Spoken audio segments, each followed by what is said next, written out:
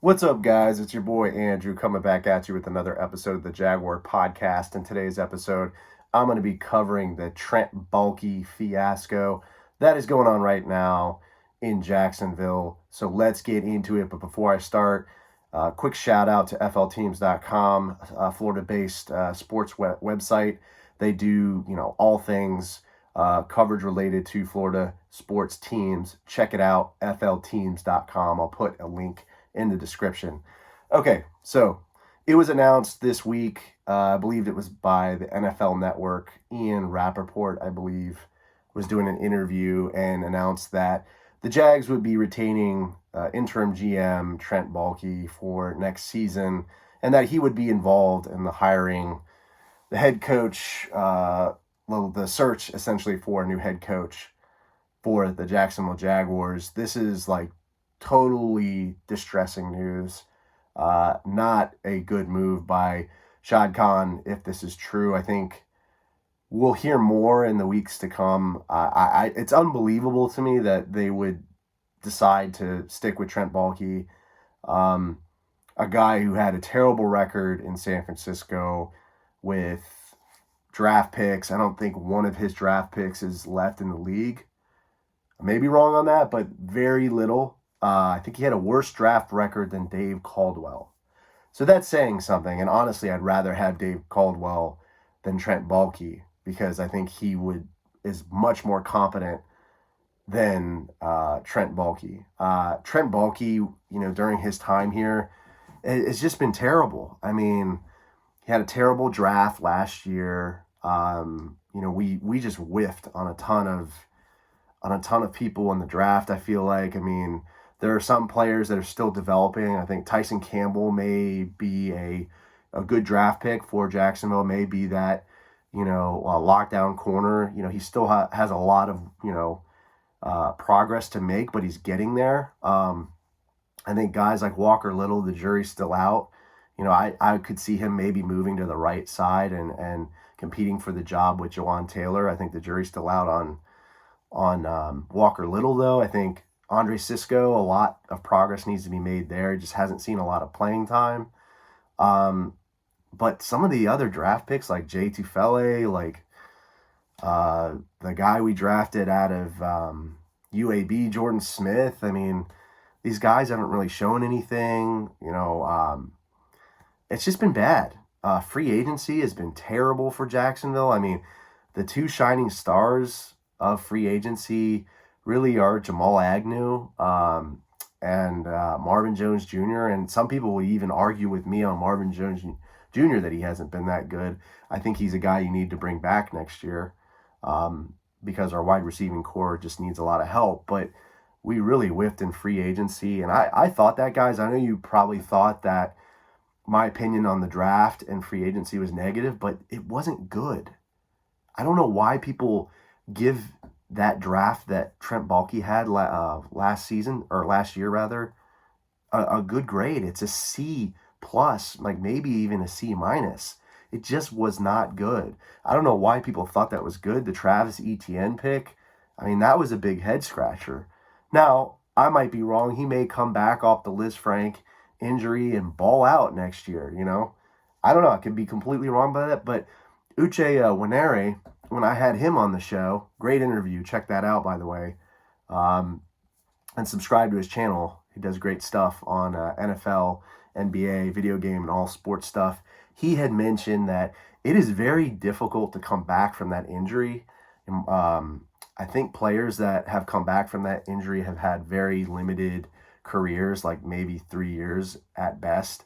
I know Maurice Jones-Drew, former Jaguars running back, he had it and he came back and had some successful years, but it's very difficult, and it's the probability isn't like very high that players that have that come off of it and have very long careers after that. So the Travis Etienne pick is still up in the air. The jury's still out on that, but we're gonna have to do the same. We're going to have to take the same strategy that I was recommending last year. Going to have to draft a left tackle. Going to have to draft a bunch of offensive linemen because, Andrew Norwell, he's probably not going to come back. I don't suggest we resign him. Brandon Lindner, I think, we should probably cut or part ways with him. He's never healthy, and he's getting paid a ton of money. And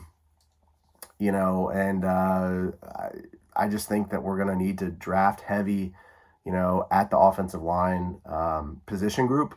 I think we're going to have to try to get a stud pass rusher. So I think like maybe an Aiden Hutchinson. I just want a guy like him, like a leader. I think it'd be great to see him. But I hate to go off on a tangent about the draft, but we're just going to have to draft better. And I'm not confident in Trent Baalke's ability to draft. I don't think he knows how to evaluate talent. He wants to go for injury,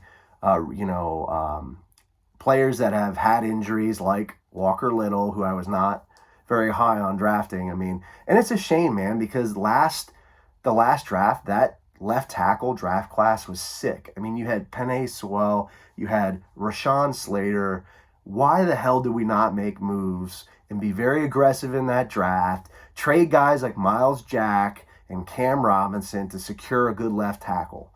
It's just, if there was any year to be aggressive in the draft, it was last year, and we just weren't.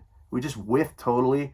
I think the only good guy we got was the number one obvious pick, Trevor Lawrence, but he's got a lot of progress to make.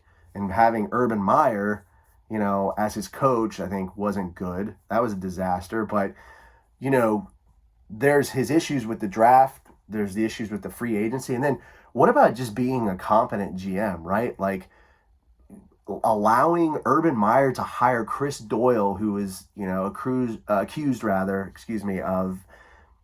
being a racist over at Iowa. He was the strength and conditioning coach there. And Urban Meyer wanted to bring him in. Urban Meyer lied about a bunch of things, about vetting him, because clearly he didn't. Anybody in their right mind who vetted that hire would have seen a red flag that had said, hey, there's been a lawsuit over in Iowa, and he was accused of being a racist by his players, and there was a $1 million settlement. This guy was just like flashing red sign, don't hire me, tons of baggage. So what does Trent Baalke do? He's like, sure, go ahead and hire him. And then they ended up firing him like a couple days later because, they were worried about him being a distraction. Isn't that ironic, right? Like the organization is worried about Chris Doyle being a distraction when they hired the biggest distraction of their lives, pretty much, at the head coaching spot, Urban Meyer, who was, fired after his 13th game this season. So, and Urban Meyer said it too when he was asked about Chris Doyle. He said, yeah, Trent and Shad vetted the hire. There's no way. I mean, like, maybe he did. And if he did, that's even more reason to question retaining him. I mean, the guy just doesn't know how to build a culture. And then going into Urban Meyer while we're talking about it, he lets, Urban Meyer, stay in Columbus after that loss to that week 3 or week 4 loss to the Bengals. And then the viral video comes out of Urban Meyer grinding up, or that girl grinding up on him in the bar at Urban's Chop House. And, nothing was done after that. They gave Urban another chance, and another chance is probably an understatement. It's like 50 chances. They didn't fire him. They kept him on. And then, a couple of weeks ago, there was a report that was released by I think it was the Florida Times Union or Tampa Bay Times Union. I'm getting the name wrong there, but that Josh Lambo was kicked by Urban Meyer, and it was reported to the Jaguars legal team. You would think even after that, Urban Meyer would have been fired, and Trent Baalke, would have said, hey, we're not going to stand for this. He would have gone to Shad Khan and told him to fire Urban Meyer. I don't know what happened behind the scenes. I'm not a reporter, guys, but, he should have done something. Maybe he did, but I just don't trust him enough with this team. The fans don't deserve this. The franchise right now is just a laughing stock. The culture's terrible. There's just no reason at all to keep this guy around, and we need to right the ship now. clean slate, need to cut ties with him. I put a video about this, about parting ways with Urban Meyer and Trent Baalke out, like, probably like 4 or 5 weeks ago.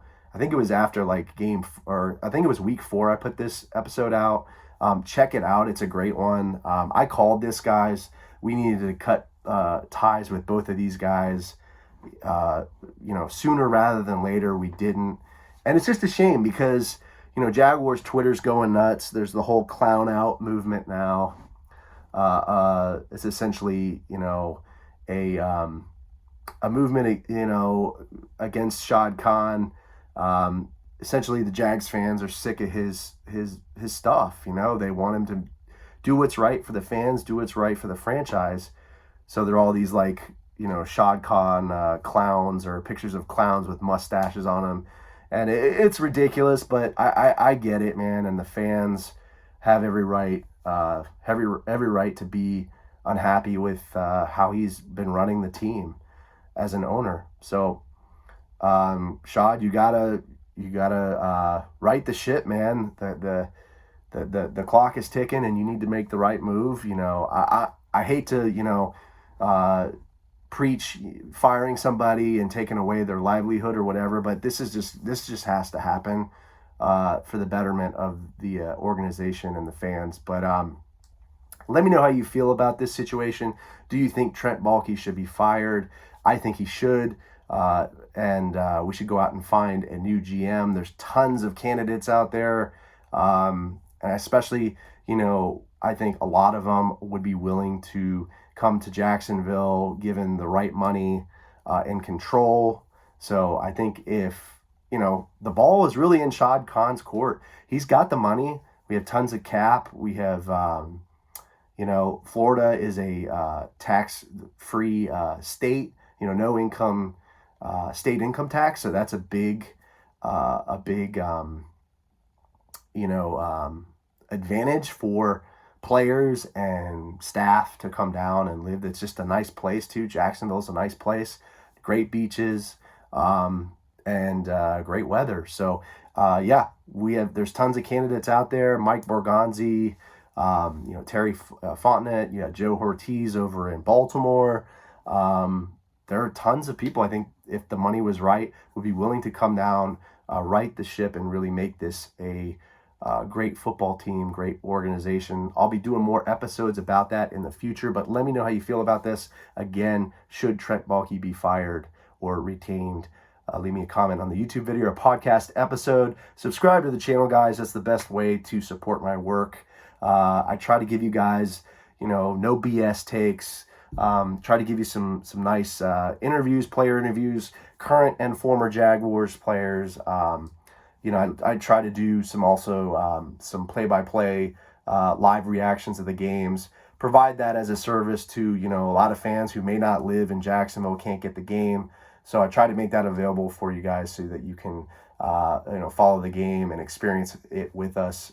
We really enjoy you being on the live stream. So be on the lookout for those and more great content coming your way. Hope you guys have a great new year, great holiday. Stay safe, stay sane, stay healthy. Go Jags, and I'll see you next time.